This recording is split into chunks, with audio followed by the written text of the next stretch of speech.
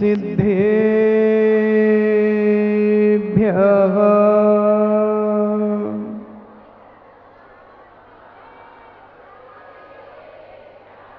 ॐ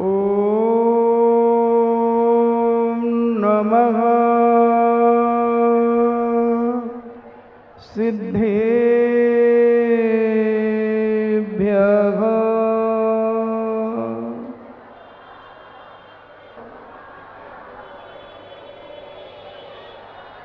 नमो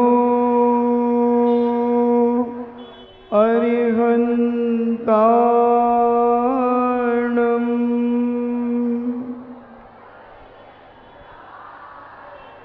नमो सिद्धाणं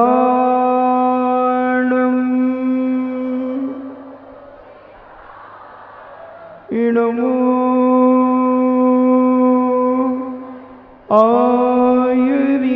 आयुर्याणं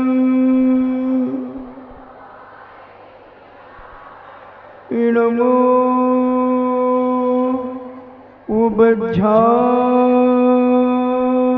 उबज्झायाणं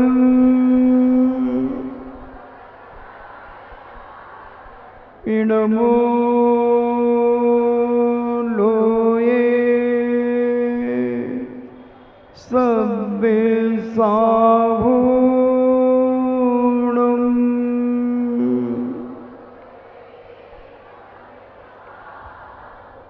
पंच परमेष्टि भगवान की अहिंसामयी बीतराग विश्व धर्म की देवादिदेव 1008 आदि ब्रह्मा आदिश्वर श्री आदिनाथ भगवान की देवादिदेव 1008 मूल नायक चिंतामणि घोर उपसर्ग विजेता श्री पार्श्वनाथ भगवान की देवादिदेव 1008 शासन नायक बाल ब्रह्मचारी भगवान महावीर स्वामी की परम पूजनी आचार्य श्रोमणि गुरुवर श्री कुंद कुंद महामुनिराज की परम पूजनी आचार्य श्रोमणि गुरुवर श्री विद्यासागर जी महामुनिराज की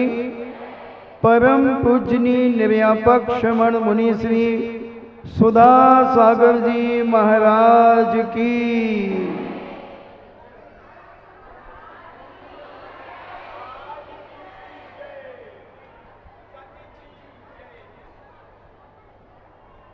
10 महीने से आगरा चातुर्मास से 16 कारण भावना के ऊपर प्रवचन चल रहा है। अभी दमोह में शील दत्तेषु निवृत्ति 4 भावना पर प्रवचन समाप्त हुआ है। आज चौथी भावना पर हम चर्चा करेंगे। बात चल रही है अभीक्षक ज्ञानोपयोग की। 16 कारण भावना की चौथी भावना। पहली भावना दर्शन विशुद्धि होती है, दूसरी भावना विनय संपन्नता होती है, तीसरी भावना शील व्रतेषु निवृत्ति 4 की होती है और चौथी भावना है अभीक्षण ज्ञानो उपयोग। अभीक्षण जो निरंतर हमेशा अपना समय ज्ञान में ही लगाता है, अपनी दैनिक क्रियाओं में ही जो समय व्यतीत करता है, जो एक श्रावक के 6 आवश्यक कर्म है, देव पूजा, गुरु उपासना, स्वाध्याय, संयम, तपा, दानम चेति, ग्रस्तानाम षड कर्माणि दिने दिन। तो उसमें एक स्वाध्याय भी आया। स्वाध्याय भी हमें अपने जीवन में करना चाहिए। देव पूजा, जिनेन्द्र भगवान की पूजन, अभिषेक, देव पूजा, गुरु उपासना, गुरु की उपासना, देव पूजा, गुरु उपासना, स्वाध्याय तीसरे नंबर पे रखा। तो अभीक्षण ज्ञानोपयोग, जो पूज्य बड़े बड़े मुनिराज हमेशा अपनी ज्ञान आराधना में लगे रहते हैं, अपनी ज्ञान आराधना में इतने तल्लीन रहते हैं, कोई जरूरी नहीं कि वो किताब देख करके ही पढ़ें। शास्त्रों को खोल करके ही पढ़ें। जैसे जैसे साधक की साधना बढ़ती चली जाती है, वैसे वैसे वह ग्रंथों का आलम्बन लेना बंद सा कर देते हैं। पूज्य आचार्य महाराज जैसे जैसे साधना में तल्लीन होते चले गए, वैसे वैसे उन्होंने ग्रंथों का स्वाध्याय करना कम कर दिया, क्योंकि जो उन्होंने किया था रोथन, आप देखते हैं गाय वगैरह सुबह चरने चली जाती हैं और चर कर के जब आती हैं तो वो बैठ करके रोथन करती हैं, मंथन करती हैं और बैठे बैठे वो चबाती रहती हैं। तो ऐसे ही जो बड़े बड़े साधक होते हैं, ज्ञानी होते हैं, साधना में व्रत होते हैं, वो अपनी आत्मा में चिंतन मनन में लीन रहते हैं, बहुत कम लोगों से वार्तालाप करते हैं।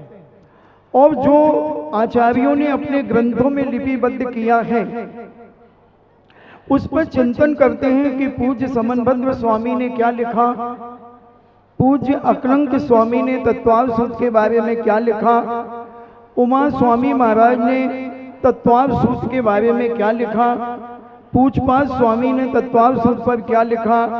तो इस प्रकार से चिंतन मनन करते चले जाते हैं।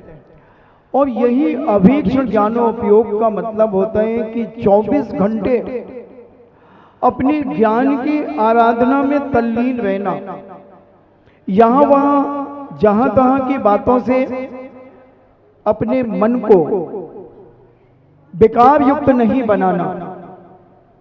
साधु का कार्य है, कहा भी है, विश्यासा वसाती तो निवारंभो परिग्रह, ज्ञान ध्यान तपो व्यक्ता तपस्वी सा प्रशस्ते।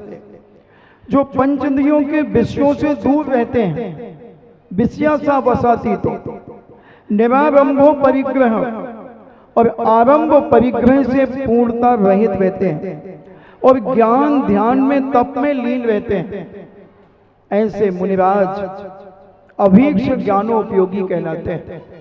और जो इस प्रकार की चिंतन मनन में लगे रहते हैं और जब वो पूर्व जन्मों में जन्म लेते हैं तो उन्हें जन्म से ही अनेक प्रकार का ज्ञान होता है। पूज्य कुंद स्वामी के बारे में आता है कि उन्होंने जीवन में वस्त्र ही नहीं पहने और 11 साल की उम्र में दिगंबरी दीक्षा धारण कर ली और ऐसे बेजोड़ आचार्य बने कि भगवान महावीर स्वामी और गौतम गणधर के बाद अगर कोई किसी का नाम लेता है तो वह पूज्य कुंद स्वामी का ही नाम लेता है। कुंद आमना चालू हो गई। जब भगवानों के पंच कल्याणक हुआ करते हैं तब उसमें एक प्रशस्ति लिखी जाती है, कुंद मूल आमना। कुंद स्वामी जैन दर्शन के बहुत बड़े अध्यात्म वेता थे। अगर कुंद स्वामी ना होते बंधुओं भारत में तो आज साधु 24 घंटे मंत्र तंत्र के प्रयोग में लगा रहता, दिन भर पीछी उठा करके जो भी श्रावक आया उसे ठोकता रहता, अपनी पीछी की धूल उड़ाता रहता।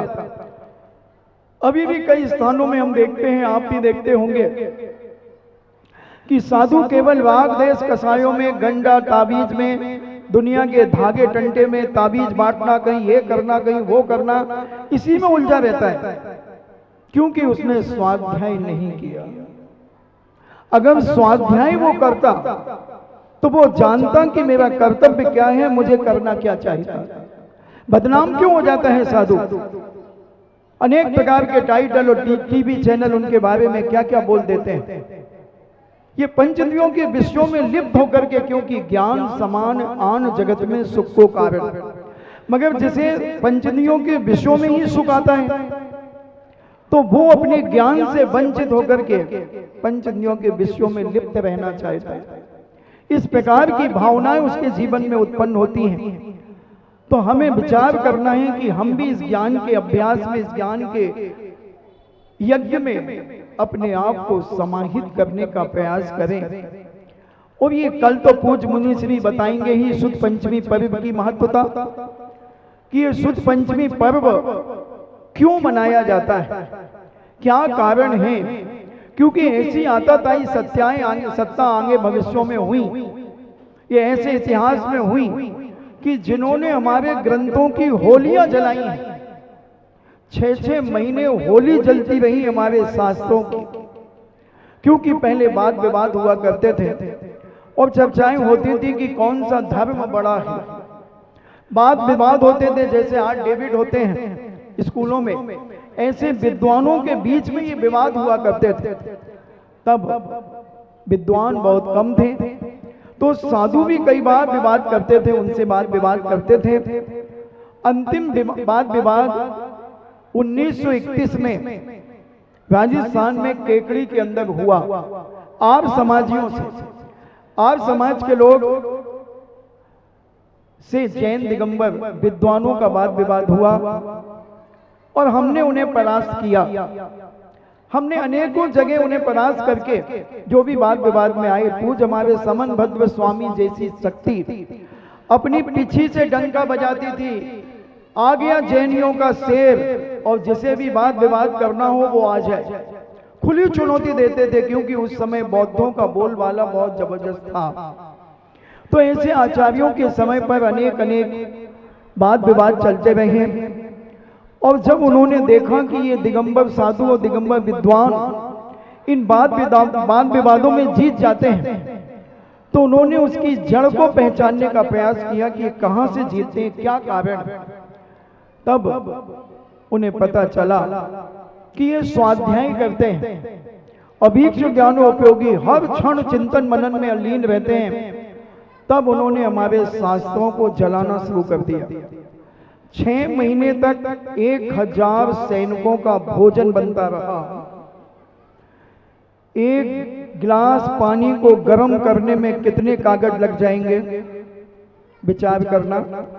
जब 1000 लोगों का भोजन बनेगा, वो भी सैनिकों का, कितने ग्रंथ जलेंगे बंधुओं।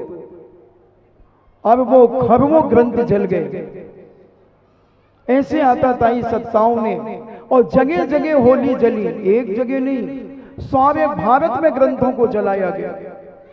सारे भारत में इतने ग्रंथ जलाए गए बंधुओं, जिसकी कोई गिनती नहीं। तब हमारे आचार्यों के मन में विचार आया कि इस जिनवाणी को कैसे सुरक्षित किया जाए, कैसे बचाया जाए। तब पूज्यवरों ने संकल्प किया, जैसे मान लीजिए एक ग्रंथ उनके पास उपलब्ध हो गया, उन्होंने संकल्प किया कि जब तक इसकी 1000 कॉपियां तैयार नहीं होंगी, 1000 ग्रंथ जब तक इसके तैयार नहीं होंगे, तब तक मैं चारों प्रकार के आहारों का त्याग करूंगा। अब 1000 ग्रंथ तैयार करने में, मान लें एक ग्रंथ में 200 पेज हैं, और एक दिन में कितनी नकल कर सकते हैं, कितने पेजों की। मुझे मालूम है, जब मैं तत्वासूर लेखन की प्रतियोगिता कराता हूं, तो 10 घंटे में 2 बार तत्वासूर लिख पाती हैं महिलाएं। कोई अगर होशियार बालिका है तो ज्यादा से ज्यादा 12 घंटे में 3 बार लिख पाती है। उंगली अकड़ जाती है, बहुत सारी परेशानियां होती हैं। तब 200 पेज एक दिन में, कितने दिन में 200 पेज लिखे जाएंगे। तत्वासूर के पेज लगभग 15 का औसत मान लें, तो 15 छक्का 90, एक 12 घंटे में 3 बार, तो 24 घंटे में 6 बार, इन्हें लगभग 90 पेज 24 घंटे में लिखे जाएंगे। 55 घंटे में पूरे 200 पेज लिखेंगे। खाना पीना सोना सब हराम है। अब 1000 पेज, 1000 ग्रंथ लिखना है। एक ग्रंथ मान लीजिए 2.5 दिन में, मगर खाना पीना सब बंद कर दिया गया है, तो कम से कम 6 घंटे सोएगा। 1 घंटा खाने पीने का, 8 घंटे निकल गए। 16 घंटे लिखेगा, तो कम से कम 1000 ग्रंथों में लिखने में कितना समय लगेगा? 1-1.5 साल लगेगा। और पूज्यवर ऐसे उपवास करके, कभी जल लेकर के जीवन व्यतीत करते थे, क्योंकि जिनवाणी की सुरक्षा करना थी। और हम जिनवाणी का कितना अभिनय करते हैं, कितना अभिनय करते हैं। जरा मंदिरों की दशा देखें, मंदिरों की दशा देखें जिनवाणी की। चावल मिलेंगे उन पूजा की किताबों में, ग्रंथों में, मक्खियां मरी हुई मिलेंगी उनमें, मकड़ी मिलेगी। ये पाप किसके खाते में जाएगा? उन महिलाओं के, उन पुरुष भाइयों के जाएगा जो पूजा करते करते थोड़े से पुष्प उठा करके उसमें डाल देगी, क्योंकि कल पूजा उन्हें वहीं करना है। यह है पाप। अब वो पीली हो गई किताब, गीली थी, द्रव गीली थी, आपने उसमें डाल दिया। अब वो कागज वहां का गीला हो गया, धीरे धीरे वहां से फट जाएगा।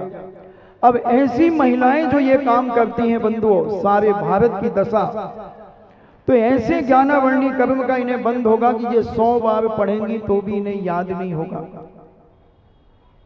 कितना भी कुछ कर ले, ये वही लोग हैं बंधुओं जिनका पढ़ने में मन नहीं लगता। बहुत स्वाध्याय करने के बाद इन्हें याद नहीं होता। या प्रवचन में जो यहां वहां की बातें करती हैं, ये वही पापने हैं जो गृहस्थी की बातें, संसार की बातें करती हैं।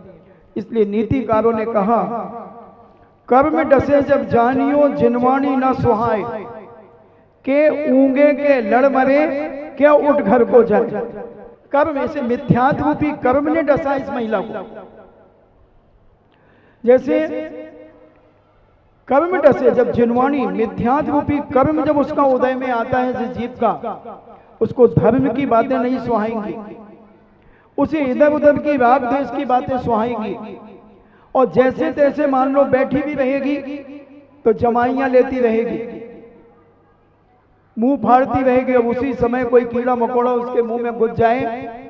एक घटना घटी थी भीलवाड़ा के अंदर। एक महिला खम्बा से टिक कर के बैठी थी, 1000-1500 लोग प्रवचन सुन रहे थे, और वो खंबे से टिकी थी और मुंह ऐसे खुला था। एक छोटी सी चुईया उसके कपड़े पे चढ़ी और उसके मुंह में घुस गई।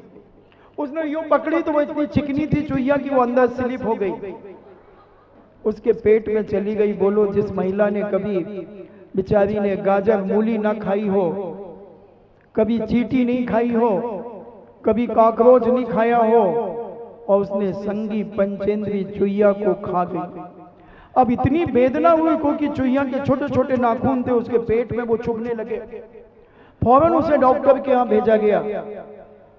डॉक्टर ने कहा कि भाई वो तो चुड़िया मर गई, अब ये ऐसे नहीं निकलेगी। फिर उस महिला को 1 दर्जन चिट्टीदार केले, बड़े वाले केले खिलाए गए, और फिर 25 ग्राम इलायची को पीस करके उसे खिलाया गया। जब वो अंदर केला सड़ा, सड़ करके उसे पोटी कराई गई, और पोटी करा करके वो चुईया निकाली गई, मरी हुई चुईया। क्योंकि इनका मन नहीं लगता स्वाध्याय की बातें सुनने में। जिन जिन को ये आलस आ रहा है बंधुओं, नियम से इनका मन नहीं लग रहा, मगर अब बैठे हैं, क्या करें। अभी महाराज कछु कह दे हैं, हाँ, और नहीं तो कोई क्या कहेगा कि इनके नगर में महाराज आए हैं और जे देखो इतने फिर रही। बड़ी आफत है बेचारी महिलाओं की। ये है इनके पाप का उदय। बहुत बिरला व्यक्ति होता है जो अंतरंग से जिनवाणी सुनने का परिणाम करता है कि साधु रोज रोज तो मुझे मिलना नहीं है, इतने वर्षों के बाद मिले हैं, 2 शब्द कम से कम हम अपने जीवन में ज्ञान के कुछ प्राप्त कर लें। अपने जीवन को सफल बनाने का क्या पता कौन सा रास्ता मिल जाए। हमारे अंदर बैठी हुई कसाई कौन सी हमारी एक बात सुनकर के परिवर्तित हो जाए, मगर नहीं आता परिणाम।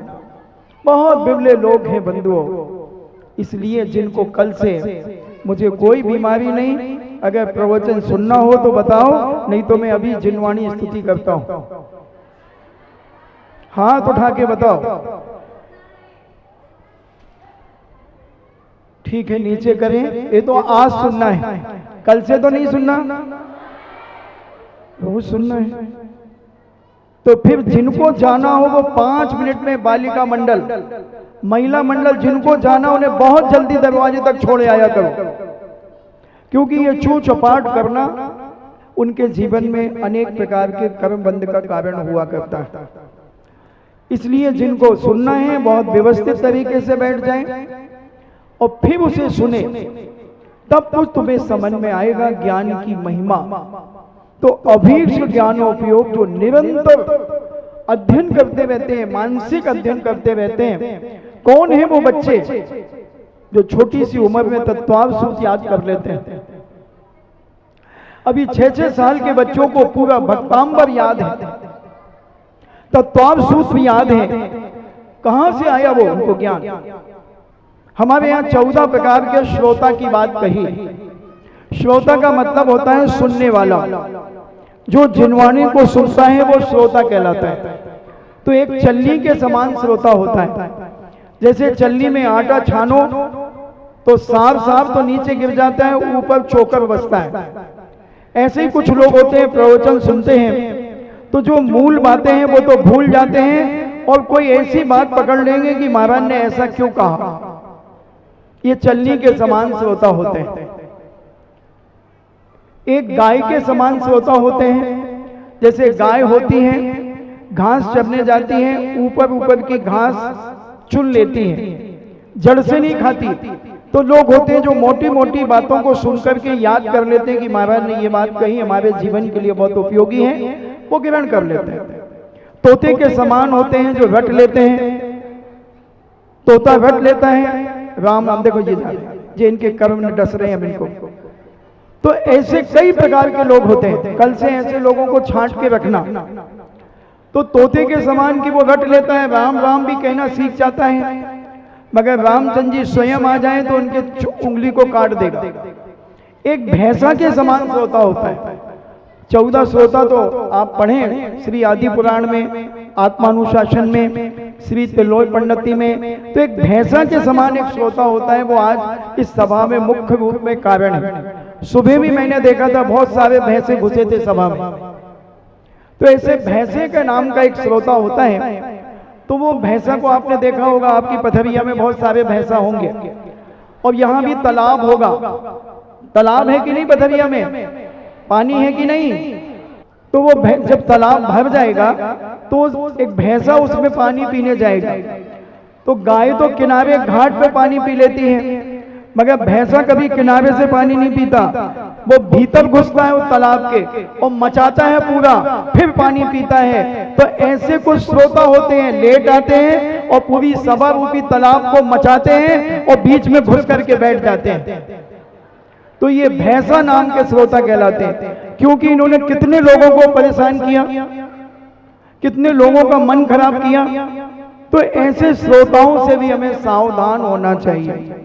तो मिट्टी के समान भी श्रोता होते हैं। सैल के समान, जैसे एक चट्टान है, पत्थर है, उस पर पानी डालो तो ऊपर से वो गीला हो जाता है और जब उसे फोड़ो तो अंदर से सूखा निकलता है। तो ये सैल के समान श्रोता होते हैं। प्रवचन श्रोता पे चला। एक मिट्टी के समान श्रोता होते हैं कि मिट्टी में जैसे बारिश होती है तो मिट्टी गीली हो जाती है, बहुत मुलायम।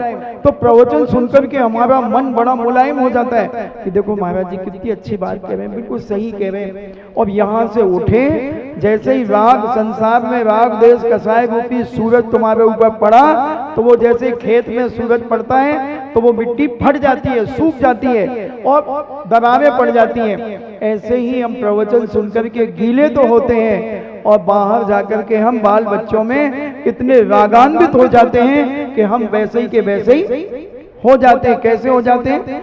कौआ वेद पढ़ाए के पढ़ गो चारों वेद और जब आई सुध जात की रहो धेड़ को धेड़। कौए को एक साधु ने चारों वेद पढ़ा दिए और कहा कि वाह हमारा कौआ बहुत ज्ञानवान हो गया। मगर जब देखा कौए ने अपनी औकात कि मैं तो कौआ हूं, तो वहीं घूरे पे कचरे पे बैठकर चूहे मार के खा रहा। तो ऐसे अनेक प्रकार के श्रोता होते हैं। तो हम एक अच्छे श्रोता बने। महाराज जी अच्छे श्रोता की परिभाषा तो मैं बता दूं। अच्छा श्रोता हंस के समान होता है, हंस के समान होता है और गाय के समान होता है। गाय जैसे ऊपर की जो उसे अच्छी लगती है वो उसे ग्रहण कर लेता है। ऐसे जो बात प्रवचनों में हमें अच्छी लगे वो हमें ग्रहण कर लेना चाहिए। और हंस जो होता है नीब नीब को पी जाता है, पानी को छोड़ देता है और दूध को पी लेता है। ऐसे ही विवेकशील श्रोता जो होता है वो अपने मतलब की जो आगम के अनुसार धर्म की बात होती है उसे वही ग्रहण करता है, और बाकी चीजें जितनी उसे समझ में नहीं आती वो कहता है कोई बात नहीं, मगर जो महाराज ने कहा है वो पूर्णतः सत्य है। इतना दृढ़ श्रद्धानी होता है वो सम्यक दृष्टि। तो संवेग अभीक्ष ज्ञानोपयोग, हम भी अपने जीवन में ज्ञान का उपयोग करें। पूज्य मुनि श्री ने बहुत बड़ी कृपा की है सारे भारत के ऊपर, क्या पूरे विश्व के जैनियों के ऊपर। उन्होंने एक 12 वर्षीय कोर्स चलाया 2017 में किशनगढ़ चातुर्मास के अंदर। पूज्य श्री के मन में आया कि आने वाला समय भौतिकवाद का युग बहुत तेजी से बढ़ेगा और लोग पंच इंद्रियों के विषयों की लोलुपता की ओर बढ़ेंगे, राग द्वेष कसायों में उलझेंगे। तो इनको स्वाध्याय में कैसे लगाया जाए, इन्हें समीचीन ज्ञान कैसे कराया जाए। तब उनके मन में जब ये वेदना जागृत हुई तब उन्होंने सांगानेर के बैनाला जी आदि विद्वानों को बुलाया और सारे विद्वानों से बैठकर के चर्चा की कि किस प्रकार से अपन गृहस्थ जीवन में श्रावक रह करके, श्राविकाएं रह करके अपने अध्ययन स्वाध्याय में भी मन लगाएं तो इनके ज्ञानावर्णी कर्म का क्षयोपशम हो, इन्हें कुछ भेद विज्ञान का ज्ञान हो, इन्हें मिथ्यात्व तो सम्यक का ज्ञान हो, 6 अनायतन क्या है, आदि आदि लोक मूर्ताएं क्या है, मिथ्यात आदि किन कारणों से सम्यक दर्शन हमारा नष्ट हो जाता है। तो ये सारी चिंताएं जब उन्होंने विद्वानों के बीच में पूज्य श्री ने रखी तब विद्वानों ने कहा कि महाराज जी इसके लिए एक सिलेबस तैयार हो सकता है। तो महाराज ने कहा कि मैं सिलेबस तैयार करूंगा, 1 साल में कितना पढ़ना, दूसरे साल में कितना पढ़ना, तीसरे साल में कितना, चौथे साल में, 5वें साल में, 6वें साल में, 7वें साल में। तो ऐसे 12 साल का कोर्स तैयार किया गया। 12 साल अगर आप उसे पढ़ लेते हैं और प्रतिदिन आधा 1 घंटा आपको निकालना है, आप अभीक्ष ज्ञानोपयोगी बन सकते हैं। ऐसा ज्ञान आपके जीवन में प्राप्त हो जाएगा। बंधुओं, आज 6ठी और 7वीं क्लास में भी पढ़ने वाली बहुत सारे भाई बहन माताएं, जितने पढ़े लिखे लोग इसमें इन्वॉल्व हो और जो पाठशालाएं पढ़ाते हैं उन शिक्षकों को तो जरूर 12 वर्षीय कोर्स पढ़ना चाहिए। हर व्यक्ति को पढ़ना चाहिए, जिसको पढ़ना आता है उसे इस कोर्स में अपना इन्वॉल्व हो जाना चाहिए। सुधा सागरम आप एक ऐप निकालेंगे अपने मोबाइल पर, उसमें आपको सारी डिटेल मिल जाएगी। आपको क्या करना है, कैसे फॉर्म भरना है, कैसे किताबें बुलवाना है, और सारी ऑनलाइन क्लासें चलती हैं। आपको जब समय मिले आप ऑनलाइन चालू कीजिए, अपनी क्लास पढ़ सकते हैं। पूरा नमोकार मंत्र से पढ़ाना शुरू किया गया है वहां पर। 1 साल में 3 भाग और 1 6 ढाला, ये 1 साल का कोर्स है। और ऑल इंडिया लेवल पर इनकी परीक्षाएं होती हैं और जो ऑल इंडिया में फर्स्ट आता है उनको एक बड़ी विशेष प्राइज दी जाती है, सर्टिफिकेट दिया जाता है। और अभी दमोई की एकलव्य कोई कॉलेज है, तो उस विश्वविद्यालय ने अपने यहाँ से 12 वर्षीय कोर्स कराना चालू कर दिया है और वो डिग्री भी देंगे आपको। जैसे कॉलेज में डिग्रियां मिलती हैं ऐसे वो डिग्री देंगे तो आपकी नौकरी में भी वो काम आएगी। तो ये उन्होंने बहुत बड़ी एक उपलब्धि चालू की है। और सांगानेर से तो आपको सर्टिफिकेट मिलेंगे, आचार्य की उपाधि मिलेगी, शास्त्री की उपाधि मिलेगी। तो ये बहुत जरूरी है अगर अपने ज्ञान का क्षयोपशम करना है। कुछ बेटियां होती हैं जिनको जॉब करने का कोई भाव नहीं होता, वो बहुत अच्छी गुड गर्ल मानी जाती हैं, क्योंकि वो नौकरी बनकर के, नौकर बनकर के अपनी जिंदगी क्यों जिएंगी। और जो बिटियां नौकरी करना नहीं चाहती हैं, बहुत अच्छी बात है। हमारे पूज्य गुरुदेव भी चाहते थे कि हमारी बेटियां और बेटे नौकर न बने। जब हम खुद नौकर अपने घरों में रखते हैं, दुकानों पे रखते हैं, तो हमारी बेटियां नौकरानी बनेंगी और नौकरों से शादी करेंगी। और नौकरों की पत्नी कौन कहलाएगी? नौकरानी। डॉक्टर की पत्नी कौन कहलाती है? इंजीनियर की पत्नी, सीए की पत्नी, और व्यापारी की पत्नी, सेठ की पत्नी, सेठानी। तो सेठानी बनना है कि किसी नौकर की नौकरानी बनना है? विचार कर लो बेटियों, अपने दिल और दिमाग को थोड़ा साफ करो। तुमने अध्ययन किया है, बहुत अच्छी बात है, मगर नौकरी, नौकर बनने के लिए। और तुम्हारी दुकान में कितने नौकर हैं? तुम्हारे पापा की दुकान में कितने नौकर हैं? और तुम तड़प रही हो अपनी नौकरी के लिए कि हमें जॉब मिल जाए। क्या मिलेगा वहां पर? क्या मिलेगा बंधुओं?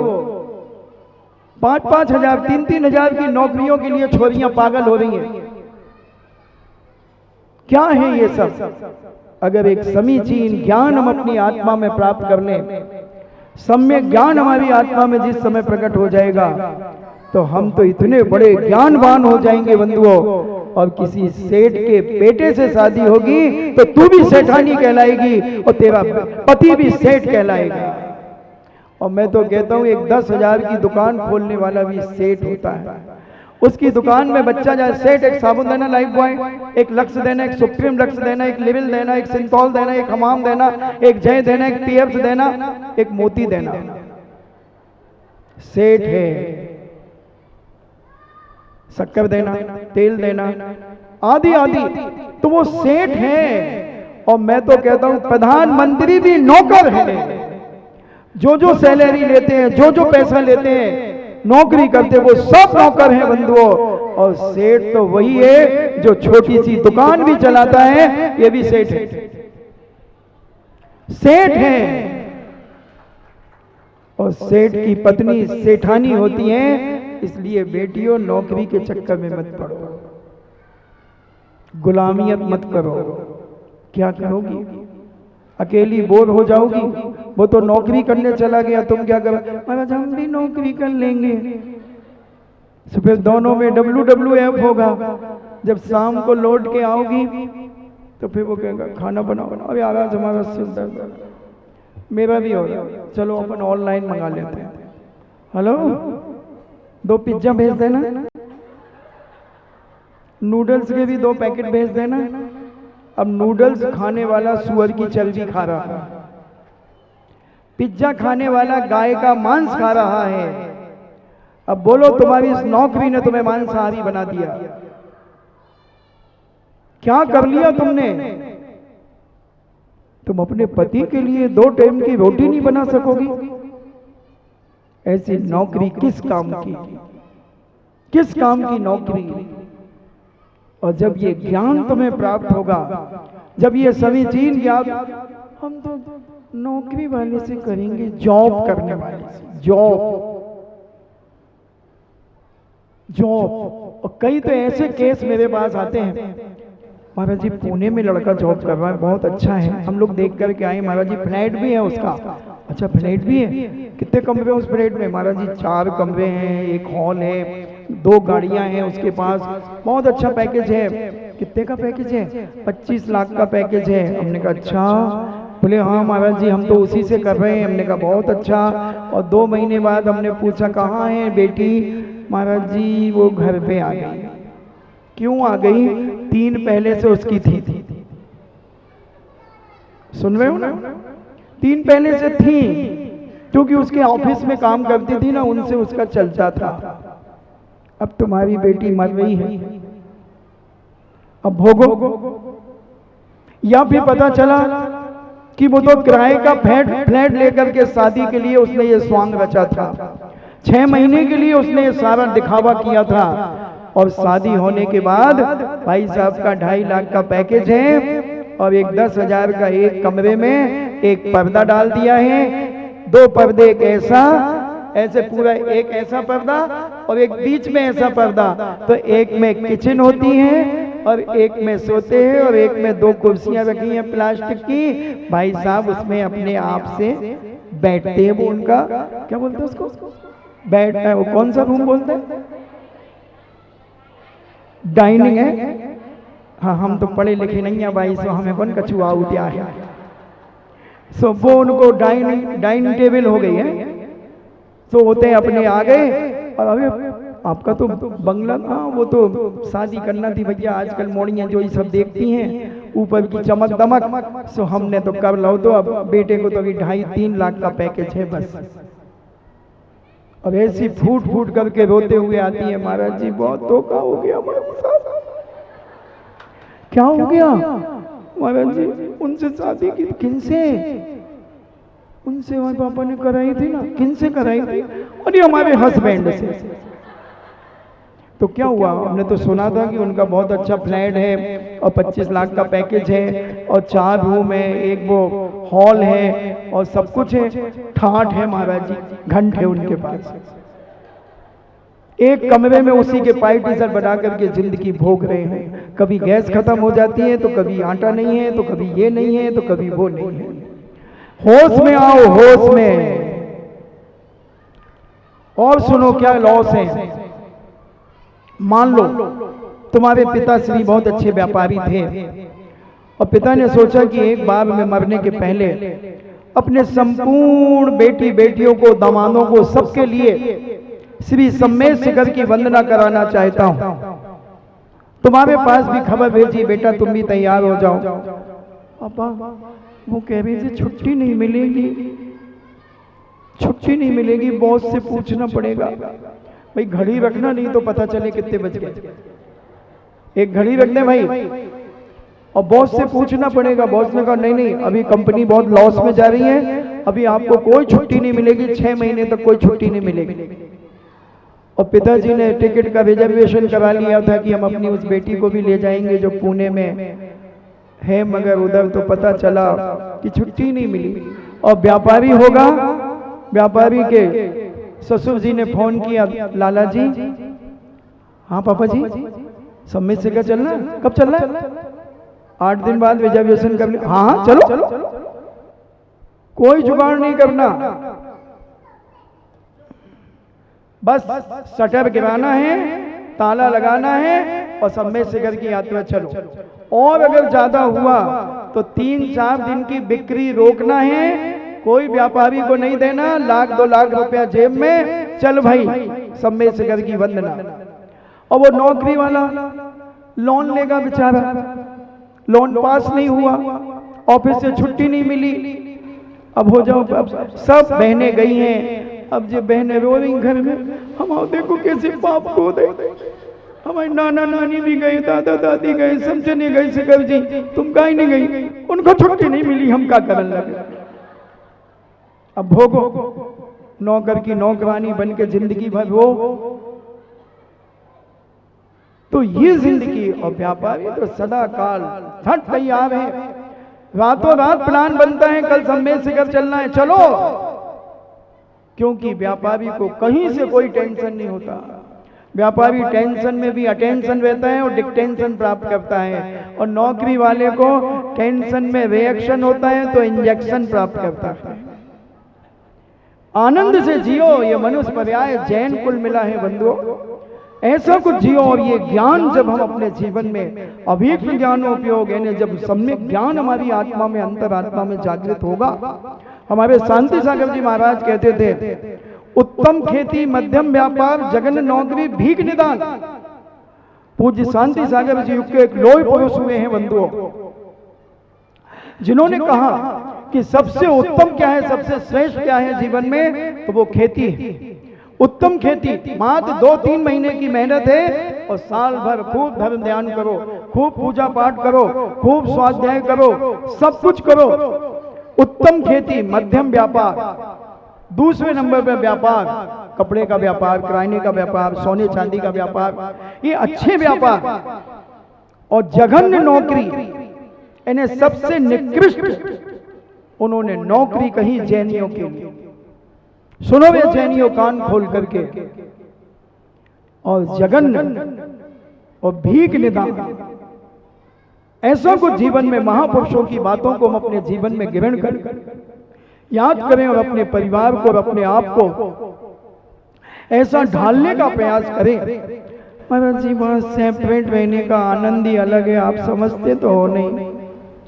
यहाँ परिवार में रहना पड़ता है तो काम धाम करना पड़ते हैं, वहां तो एक बाई लगा लो, 4,000 की कपड़े धोने की, 4,000 की झाड़ू पोछा करने की, और 5-7 हजार की रोटी बनाने की, और ऐस करो महाराज। हाँ, अशुद्धि में आएगी बेटा। अशुद्धि के हाथ का भोजन करोगे? शराबी की पत्नी आएगी और शराब वो भी पीती है, मांस अंडे वो भी खाती है जो तेरे घर पे काम करने आ रही है। तो तुम पाप के लिए पैसे दे रहे हो, शराब पीने के लिए पैसे दे रहे हो, मांस खाने के लिए पैसे दे रहे हो, और फिर तुम क्या करोगे अपनी जिंदगी में? दूसरों के हाथ का बना हुआ भोजन करना बंधु। महान एक उदाहरण याद आ गया। जोधपुर के राजा युद्ध के लिए जा रहे थे और उनकी रानी जो थी उसने अपने पति से कहा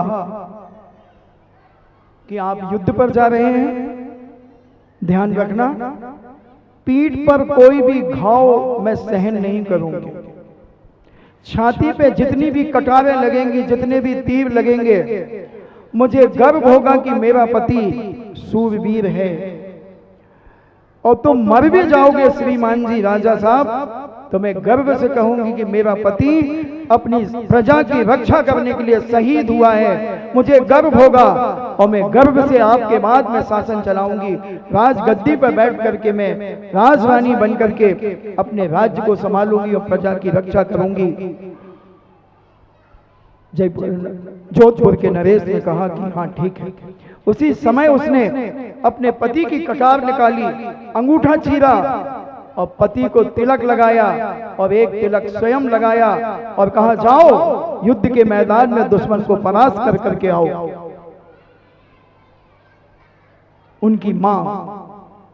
उनकी मां भी ये दृश्य देख रही थी, गर्व से फूली नहीं समा रही थी कि मेरी बहू क्षत्राणी है, मेरी बहू प्रजा और देश के लिए भी समर्पित है।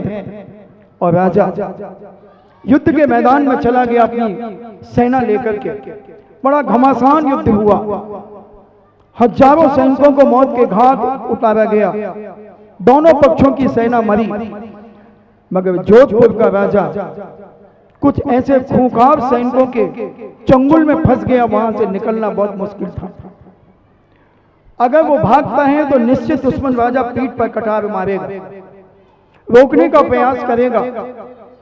जब उसने सोचा कि अभी मरना ठीक नहीं, क्योंकि अभी मुझे बहुत कुछ करना है, चलो कोई बात नहीं, थोड़ा सा भागना पड़ेगा, एक दो कटार लगेंगी, अपनी धर्म पत्नी क्षत्राणी से निवेदन कर दूंगा, कारण बता दूंगा।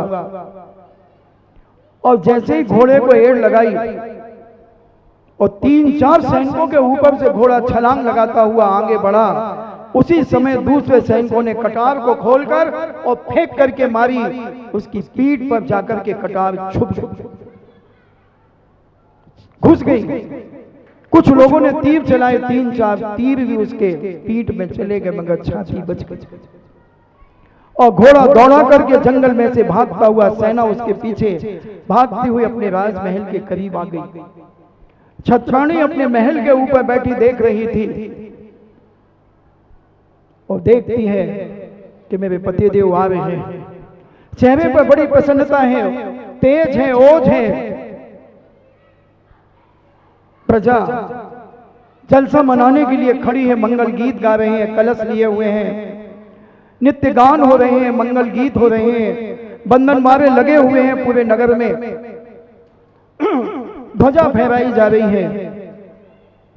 उसी समय गुप्तचरों से पता चलता है कि राजा साहब की पीठ पर 2 कटार और 3 तीर लगे हुए हैं। रानी कहती है सावधान, राज्य का दरवाजा बंद कर दिया जाए, राजा को प्रवेश नहीं दिया जाए। दरवाजा बंद कर दिया गया। दादी माँ राजमाता कहती है बेटा क्या हुआ, दरवाजे को बंद क्यों कर दिया गया, सारे मंगल गीत बंद क्यों कर दिए गए? बोले आदरणीय माता जी, राजमाता, मैंने वचन दिया था अपने पति को कि अगर पीठ पर तुमने निशान लेकर के भी आओगे तो तुम्हारे लिए ये दरवाजा बंद हो जाएगा। मेरा पति कायर नहीं हो सकता। मेरा पति कायब नहीं हो सकता, इसलिए राजमाता मैं उन्हें प्रवेश नहीं करने दूंगी। माता कहती है सुनो बेटा, मेरा पति कायब नहीं, तेरा पति कायब नहीं है, मेरा बेटा कायब नहीं है। तो मां फिर उनकी पीठ पर ये निशान क्यों? बेटा मैं इतनी लिप्त हो गई थी उसके जन्म के बाद पंचनियों के विषयों में, मैं इतनी रागान्वित हो गई थी कि तेरे जो पति के पिता जो थे राजा, हम दोनों राजा रानी इतने रागान्वित हो गए कि उस बेटे को हमने दासियों के भरोसे छोड़ दिया था और दासियों ने अपने आंचल का दूध उसे पिलाया। कुछ दिनों तक हमें होश ही नहीं था, हम इतने रागान्वित हुए, पंचनियों के विषयों में हम लिप्त हो गए, हम यहां वहां घूमने जाने लगे, बेटे को हमने छोड़ दिया। दासियों के आंचल का दूध पीने के कारण हमारा बेटा कायब हुआ है, ना कि मेरा बेटा तेरा पति कायब है। बेटा एक बार माफ कर दे उसे, एक बार माफ कर दे उसे। तब छत्राणी कहती है मां अगर ये बात सत्य है तो मैं अपने पति को माफ करती हूं और आज के बाद हमारी भोजनशाला के अंदर कोई भी नौकर नौकरानी नहीं होंगे, मैं अपने सगे हाथों से भोजन बनाऊंगी, क्योंकि मैं छत्राणी हूं, मैं अपनी संतानों को कायर नहीं बनने दूंगी, मैं कायर नहीं बनने दूंगी।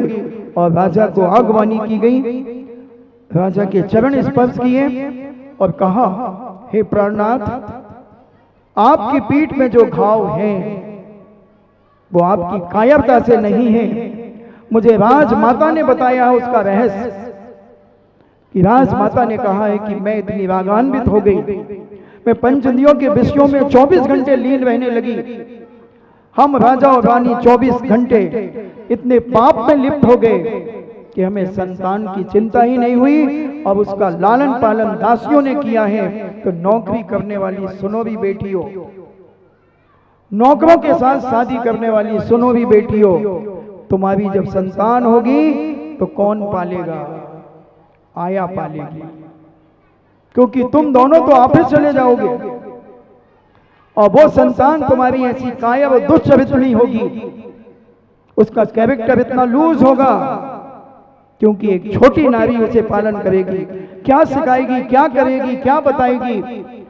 और बच्चे को संस्कार कब दिए जाते हैं? 9 महीने गर्भ के संस्कार और उसके बाद के साल 6 महीने के संस्कार ही जीवन के संस्कार होते हैं बंधुओं, बाकी कुछ नहीं होता, तुम कुछ भी कर लेना। इसलिए नौकर के साथ बोलो, उनकी तो जानें निकल रही छोरियों की कि महाराज हमने तो धारणा यही बनाई थी कि हम तो नौकर के साथ करेंगे। करो, ये शब्द याद करके रखना, मस्तिष्क में फिट कर लेना। और दोनों पति पत्नी जहां नौकरी करते हैं वो घर बंधु एक जिंदा लाश के समान होता है। जिंदा लाश कब एक दूसरे पे डाउट हो जाए। और एक उदाहरण देता हूं, मान लीजिए श्रीमान जी ये है और इनके ऑफिस की 4-5 लड़कियां संडे के दिन 8 बजे जा रही थी और पता चला कि अपने यहाँ वो सर है ना, उनका ही तो है ये फ्लैट, चलो नाश्ता करके आते हैं। क्लिंग, उन्हें घंटी बजा दी। अब श्रीमान जी को मालूम था कि शायद ये लोग आ सकती हैं। उन्होंने देखा, अच्छा आ गए क्या तुम लोग? अभी आए। अब देखना उसके चेहरे का एक्शन देखना और श्रीमती का चेहरे का एक्शन देखना। अब जब वो जैसे ही घर में आए और श्रीमान तो अब हंस के बात करेंगे, ऑफिस की लड़कियां हैं और ऑफिस से बड़ी प्रसन्नता से बात, अबे थोड़ा नाश्ता तो बनाओ जरा, ये हमारे ऑफिस के। वो देख रही वहां नाश्ता बनने के लिए, तो श्रीमती नाश्ता तो बना रही है और अंदर ही अंदर जल रही है। ऐसे मुस्कुरा के हमसे तो आज तक बातें नहीं, पर आज देखो क्या मुस्कुरा के बातें कर रहे हैं। अभी उसके अंदर एक फीलिंग, एक दरार चालू हो गई और बढ़िया नाश्ता कराया और वो चली गई, वो चली गई, वो चली गई और वो चली गई। मगर श्रीमती के मन में एक डाउट पैदा हुआ कि मुझसे क्यों नहीं ऐसी बातें करते, उन लोगों से क्यों ऐसी बातें करते थे। अब ये दरार एक शुरू हो गई। फिर 15 दिन के बाद श्रीमती के ऑफिस के 4-6 लड़के वो निकले, बोले अपने यहाँ वो मैडम वो अपने यहाँ वो मैडम काम करती है ना, हाँ हाँ उसी का तो ये बंगला है, चलो चलते हैं। और वही दरवाजा खोला मैडम ने, अच्छा आए आप लोग आए। अब श्रीमान जी देख रहे हैं कि कैसी बातें करते हैं। अब वो अपने ऑफिस के लड़कों से तो हंस के ही बात करेगी, मेहमान आए हैं उसके यहाँ पे। और श्रीमान को डाउट हो गया ये क्या तमाशा है, नाश्ता जल्दी से बना करके ले आई और वो बेचारा लुंगी पहने पड़ा है बिस्तर में और तिरछी नजर से देख रहा है। और वो पूछ रहे हैं कहाँ है वो। अब उनका थोड़ा सिर दर्द हो रहा है तो वो लेटे हुए हैं। अच्छा और भाई तुम लोग कब आए यार, ऐसे सोके का बहाना करते हो। अच्छा नाश्ता करो भाई, हाँ नाश्ता कर लिया। अच्छा आप इनके ऑफिस में काम करते होंगे, हाँ मैं ऑफिस में ही काम करता हूँ। अच्छा अब उनने नाश्ता करा के वो सब चले गए। अब श्रीमान को डाउट हुआ, आज तक तो इतनी प्रसन्नता से मुझसे तो कभी तूने बात नहीं की, अब उनसे कैसे बातें कर रही थी। अब ये दोनों के डाउट, ये दोनों का रिएक्शन एक्शन लेगा कभी ना कभी। और 6 महीने के अंदर एक्शन चालू हुआ, एक दूसरे पे ब्लेम हुआ और 2 साल के अंदर डिवोर्स। और कर ले बेटा नौकरी वाले से। सोच ले जरा जीवन में हम कहां जा रहे हैं। इसलिए ज्ञान विवेक हर तरफ आवश्यक है। हम अपने विवेक से जाने माने पहचाने व्यक्ति कहां दिल्ली, कहां बंबई, कहां पुणे में कहां रह रहे हैं, वो क्या कर रहा तुम्हें क्या पता, क्या पता। और पहले के लोग जब अपनी बेटी की शादी करते थे तो मोहल्ले पड़ोस से जानकारी लेते थे, उसकी दुकान पे ग्राहक बनकर के जाते थे कि इसका व्यवहार कैसा है, किस प्रकार से ये क्या करता है, सब जानकारी लेते थे। पीता खाता तो नहीं है, किसी और से तो नहीं फंसा हुआ है। अब तुम उधर जाकर के पुणे में जाके क्या करोगे, बंबई में जाके क्या पता करोगे, वहां तो मरने की फुर्सत नहीं है किसी को। तुम क्या जानकारी लोगे। महाराज जी वो बिगड़ा होगा तो हम भी बिगड़ जाएंगे और क्या करेंगे। उसकी 4 होगी तो 5 हम हो जाएंगे, 5 हम रख लेंगे। गुस्से में आदमी कुछ भी कर सकता है। इसलिए ज्ञान समान आन जगत में सुख को कारण, ऐसा ज्ञान अपने जीवन में प्राप्त करो, ऐसा सम्यक ज्ञान प्राप्त करो। और जिनवाणी का ज्ञान जिस बेटी को होगा, जिस भाई को होगा, जिस माँ बहन को होगा, जिस पुरुष को होगा, वो नियम से अपने घर को स्वर्ग बनाएगा। क्योंकि संस्कारित होगा, विवेकशील होगा, ज्ञानवान होगा और अपने धर्म की ध्वजा को दिन दूना रात चौगुना फहराएगा। जब चाहे जब धर्म की प्रभावना में, जब चाहे जब धर्म की प्रभावना कर सकता है, धर्म यात्रा कर सकता है, सब कुछ कर सकता है। इसलिए हमारे पूज्य आचार्य श्री भी कहते थे, नौकर नहीं सेठ बनो, नौकरानी नहीं सेठानी बनो, सेठानी बनो, सेठानी बनो। ये जीवन का आनंद है। आज पहला दिन टेलर, आज टेलर दिया, फिल्म फिर दिखाऊंगा।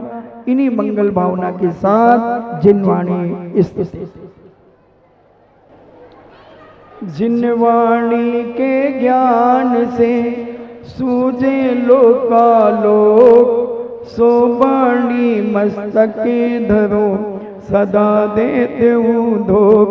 हे जिनवाणी भारती तो ये जपो दिन रैन, जो तेरो सरना गहे सो पावे सुख चैन। देव भजो अरिहंत को गुरु सेवा निर्ग्रंथ, दया धर्म पालो सदा, यही मोक्ष का पंथ।